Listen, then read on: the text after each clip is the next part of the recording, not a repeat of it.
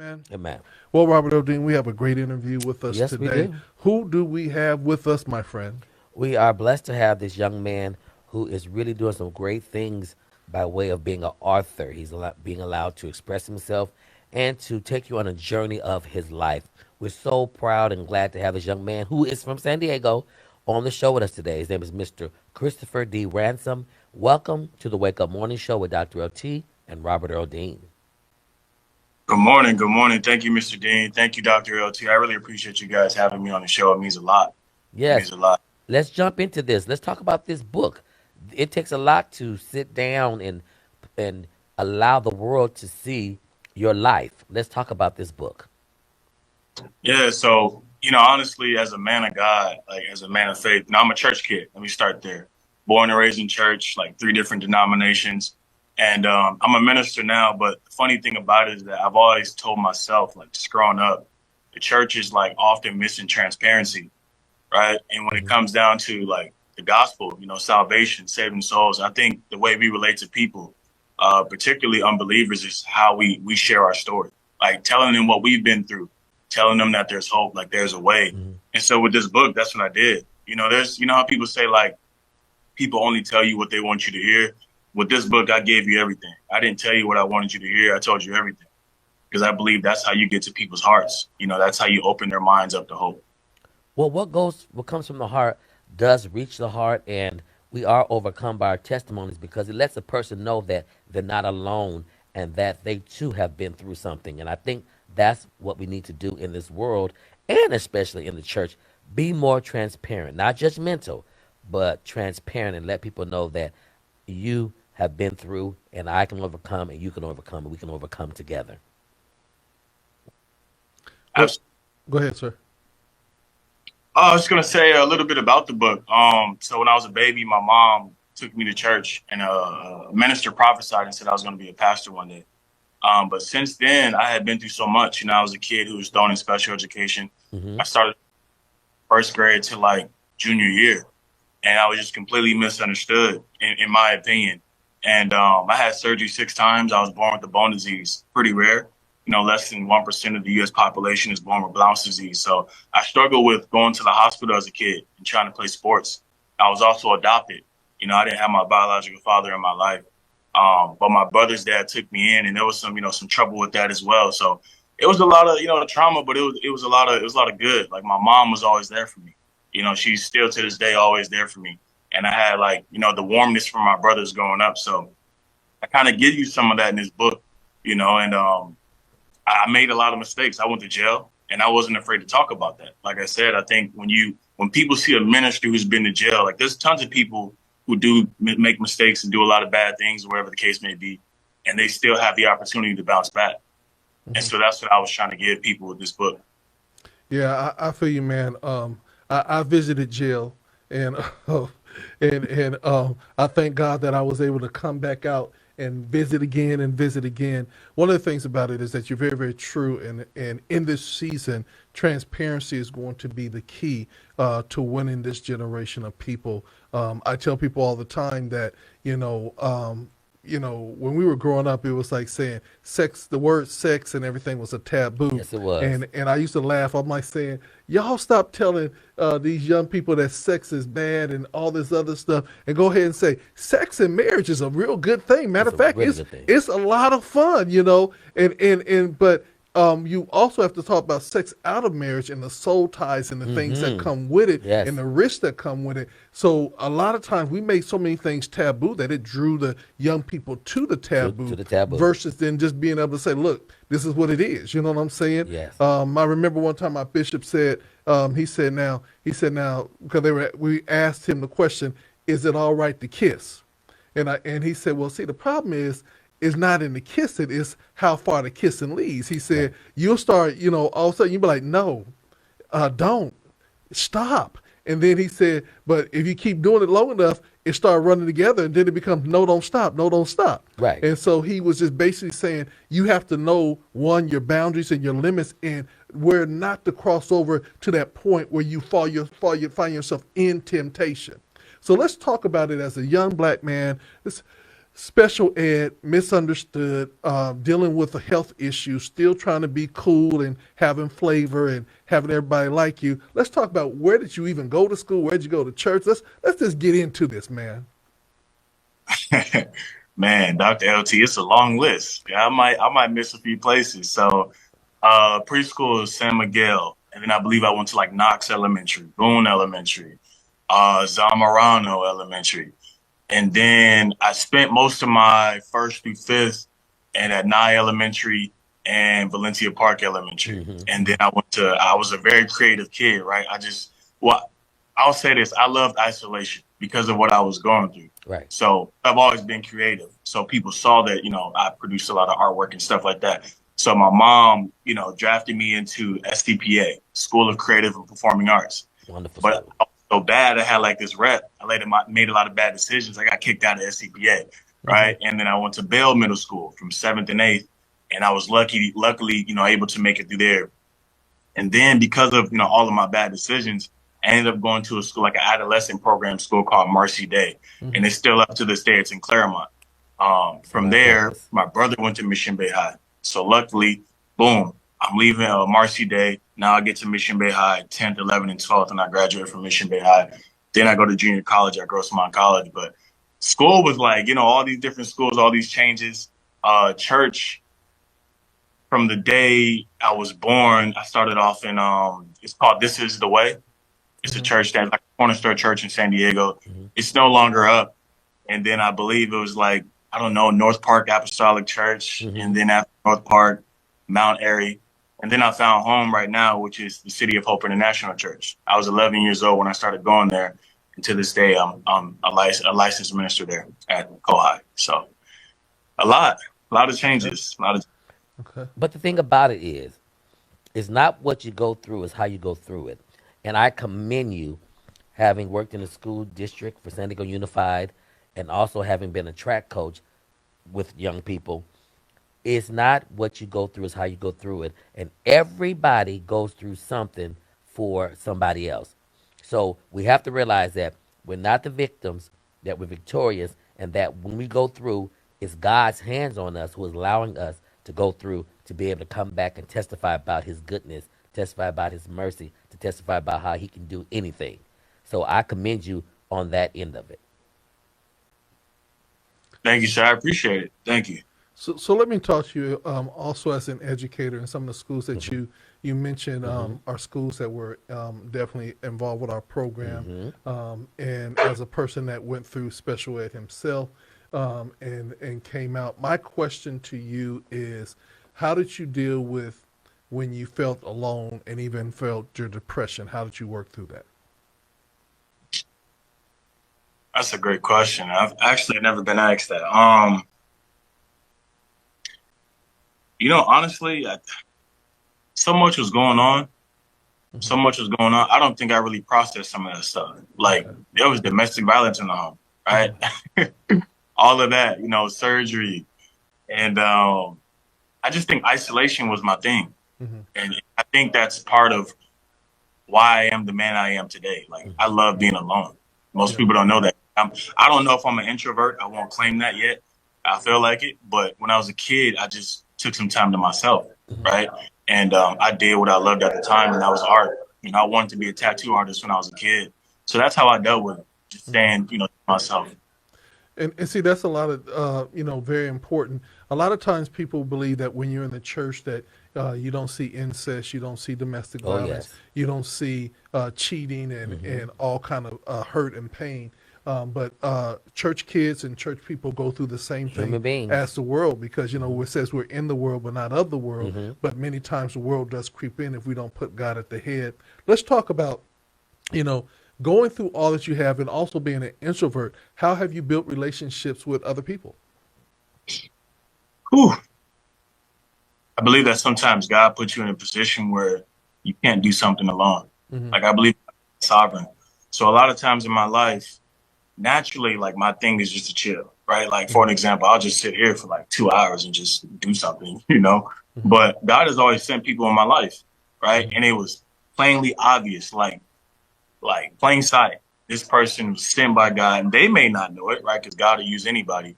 but to lift me up or to do this or to connect with this certain person or to, hang with these certain, this certain group of people. So God has always sent people.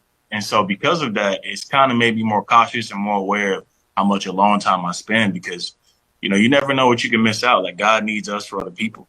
That's right.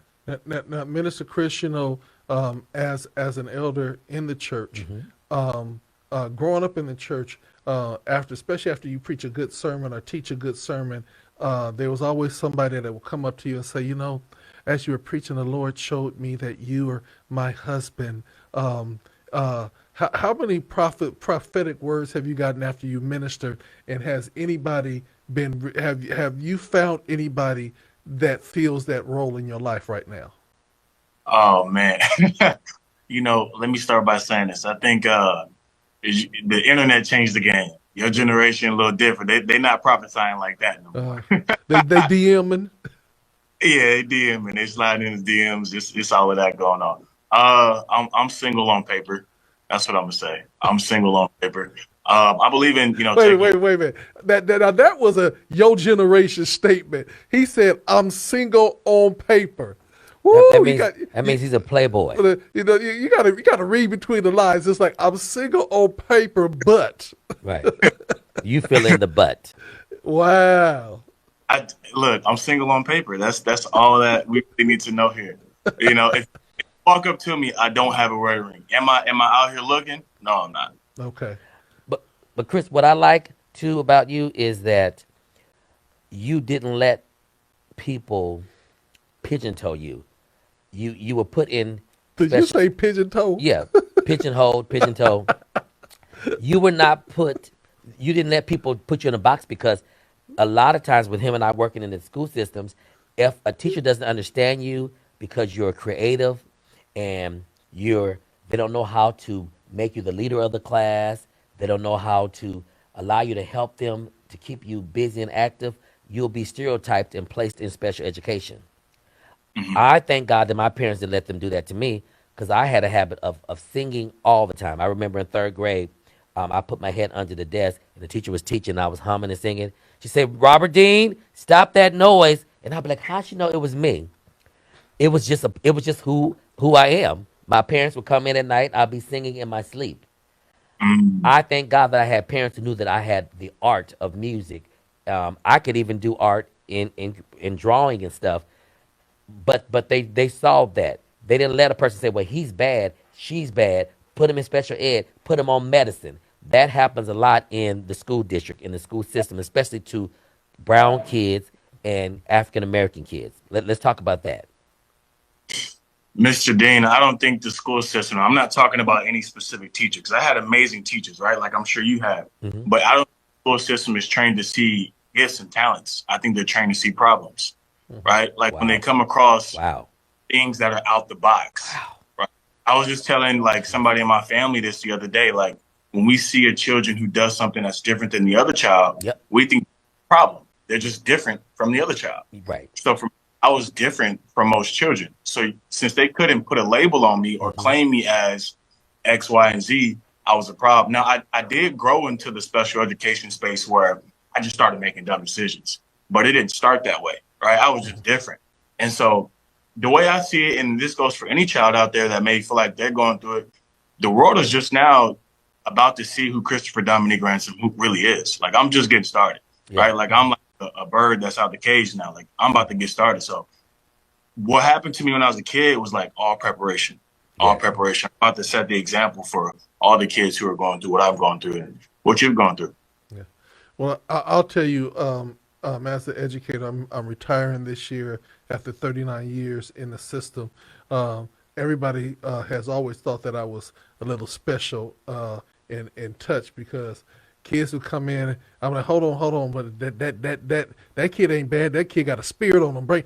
All the prayer warriors come in my office and Right. we lay hands on kids and Right. pray for them, and they were like, what did you do to the kid? The kid is different now. I said we had to get that spirit off him. And that's You know? that's Yeah, true. that That's is very it. true and But very important. the thing about it is that I think it's so important that our church community and our community as a whole literally engage in the educational like we process, used to. because when we engage in the educational process, we see the kid in school and out of school, and we get to see the different personalities and everything else. I used to have a kid that we used to draw on everything, and did nothing in school.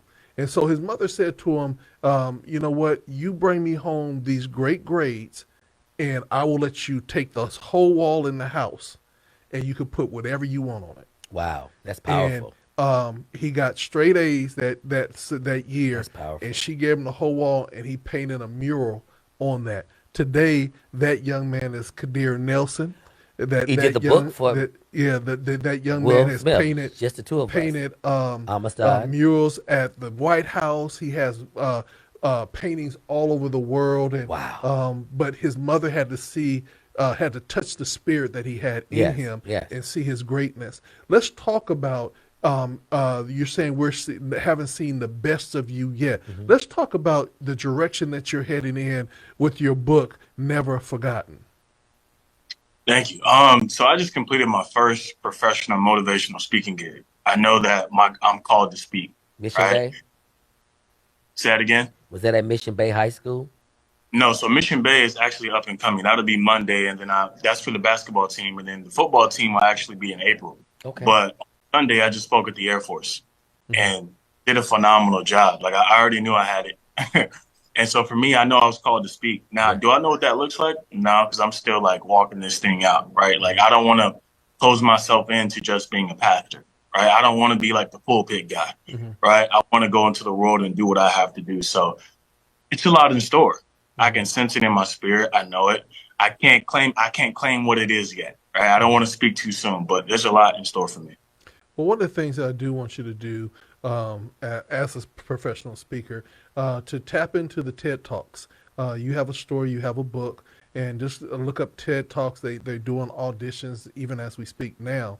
And TED Talks are a way to get your message out on a whole global stage. Message, yes. And that opens up doors for you in other realms, as well as realize that African American males are still a hot topic. African American males that are in special ed are still a very hot topic. So if you look at the different educational conferences, they will literally have summits for speakers, Yes. and for workshops. And so putting those things together along with your book will allow people to say, okay, let me have this person come in because he's an overcomer. Yes. You know, he might not be exactly where he wants to be right now, but his story of coming to where he is now will be a blessing to help other people.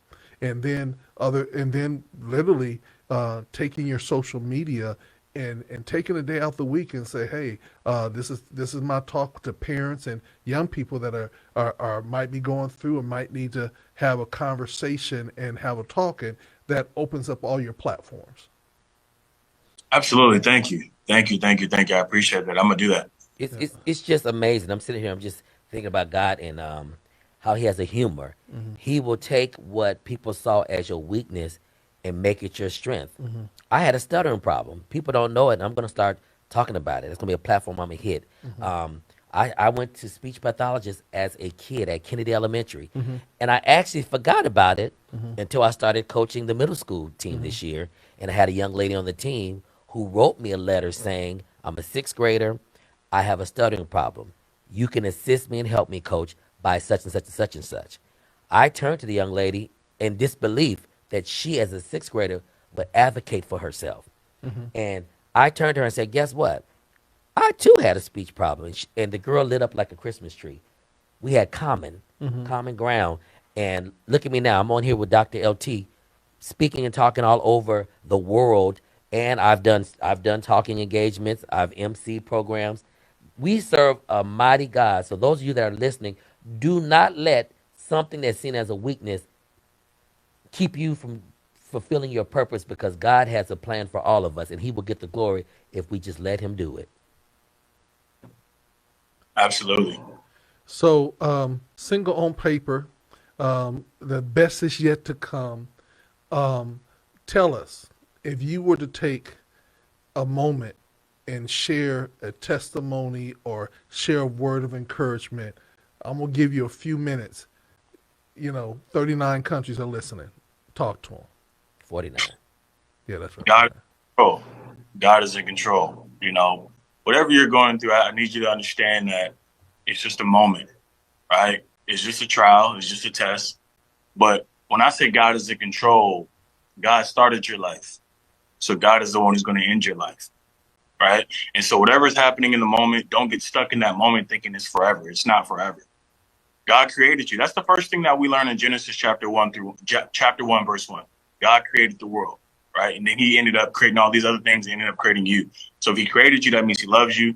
If he created you, that means he has purpose for you. He has vision for you. Come on. And he's the one that's going to help you get there. So you have to put your faith and trust in him, period, point blank. And just like Mr. Dean said, like, he had a stuttering problem. Moses had a stuttering problem. Come on. Right? Some scriptures, some theologians say that Peter was impulsive. You can relate that to ADD. All right, look what Peter did. That's true. Part of starting the church. He had thug tendencies. Was he a cusser? All I know is he carried a blade. Okay. So let me ask you this question. Jesus. And moving forward, and all that you're doing, what is the one thing that you would say to young people that if you were to speak to a young class today, what would you tell them when you see a young person that's struggling right now?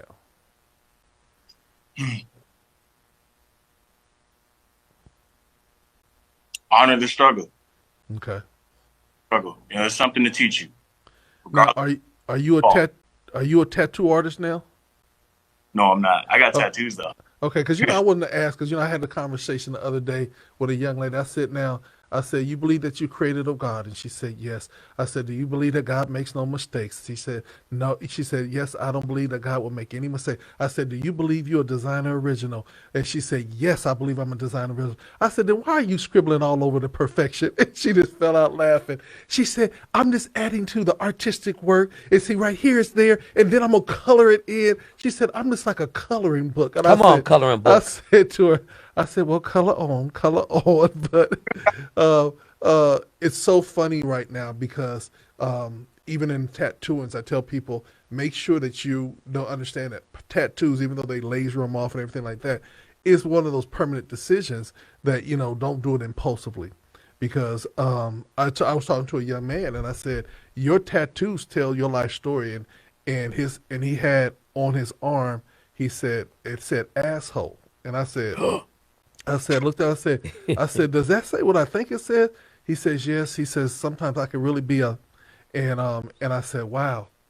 I said, well, let's change. You need to change that profession because every time somebody sees that, if I'm getting ready to, if you come in here to get hired, I see that.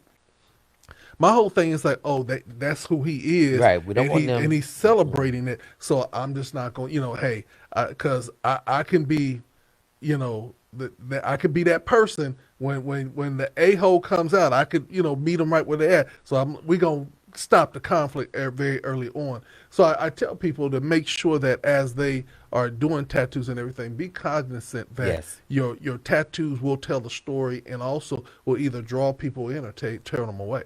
That's powerful. Absolutely. I actually second that. That's a crazy story. I've never heard nobody tattoo that on them, but I believe it though. Mm-hmm. Mine are definitely well thought out. It's all about my faith. I told myself when I get ink, if I do where I get it, it's going to be about God. So on my left forearm, I have Jeremiah chapter 1, verse 5, right? My favorite scripture. On my right arm, I have 1 Corinthians chapter 10, verse 31, my second scripture. So yeah, you do got to think about it because once you get it on you, boy, it ain't coming out. Yeah, it costs a lot of money to get it off, and a lot of pain. And here's one of the things that I'm gonna say. I was doing a marriage counseling with a couple, and he was still yet single on paper, and she was too. He came into counseling one day and he was rubbing his chest. I said, what's wrong with you, bro? He said, oh, I had her name tattooed over my heart. I said, bro, I don't think you should do that right now. You're still in the midst of counseling. and that night counseling session went left field, and they didn't get married, but he had his name tattooed on Her name, yeah. her name tattooed on her heart. And I'm like saying, so See? now how you gonna explain that to somebody else you meet because she done dumped you? Correct. You know, well, babe, this was my cousin, third removed. Right. It's Yeah, it's very important. You have to really, yeah, really not you react without thinking, and we as human beings do that. We get so emotional and upset, and then we do things that we regret later. We have to stop, think, and then yeah. react. And then, brother, I'm gonna. This is my final question for you. You have found a home at Kohai right now. There are going to be some transitionings that are going to be taking place in the ministry closer to summertime. How does that affect you, and what role will you play with the transition? Um, it's funny. Right now, I'll just say right now, I am a minister at God. Okay. God is driving this boat. I can't sit here and say for sure. I can say things for Kohai look good. We are going through a transition in leadership, but things look good. I just can't say how things will look in the summer. I just know the summer is really great for the kids, and I play a huge role in leadership. Okay. Upon the kids at Kohai. So my contract though with God is always open. I'm Amen. always open. But that's good. See, this boy dropping nuggets. His contract with God, and he's single on paper. We're gonna end off the whole Well, entire well, conversation. Now, I want to thank his teacher too for let me connecting me finish. with him. Let me finish, and then I'm gonna give you that. But before we go, and Robert Earl Dean do the thank yous, tell people how they can find you, connect with you, slide in your DM. Tell them how they can get. No sliding. He's sanctified. He's single on paper. Just let. Go ahead, brother. Hey, y'all are funny. Facebook, Christopher D. Ransom. Instagram, Christopher D. Ransom. You can purchase your copy. I've never forgotten. It is in my link on my Facebook website, on Facebook page, on my Instagram page, ChristopherD.com. For all speaking engagements, reach out to my brother, Jalen.ransom65@gmail.com. I'm very much on social media. Yeah, any questions, any conversations, contact me.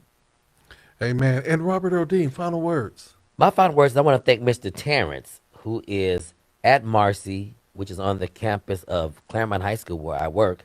And he's a wonderful brother. And I believe he was one of your mentors. And he told me about you. And he was adamant. He was like, Robert, you got to get this young man. He has a story to tell, and he has a book. And we really, really appreciate him because this has been a great, great interview. And I want you to be encouraged. God has so many more things for you. Stay prayed up because the enemy comes to kill, steal, and destroy. But you are more than a conqueror through Jesus Christ. Amen. Thank you guys both. I appreciate it. It means a lot. Hey, brother, anytime we are here for you, just realize that we know that God has a call on your life, and Yes. we're going to be here to be your big brothers and your mentors in the ministry. With that being said, I'm going to play a song by John P. Key. It says, I Made It Out, right here on GLD Radio 1. .com.